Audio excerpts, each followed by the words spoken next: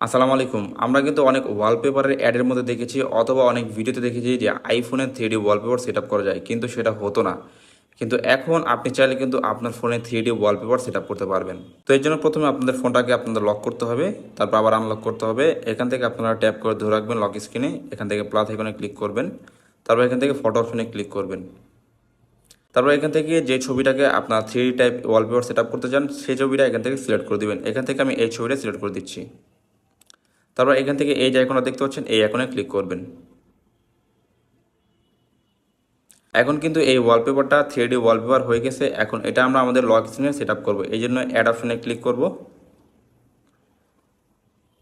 এখন এখান থেকে সেট অ্যাজ ওয়ালপেপার পেয়ার এখানে আমরা ক্লিক করব।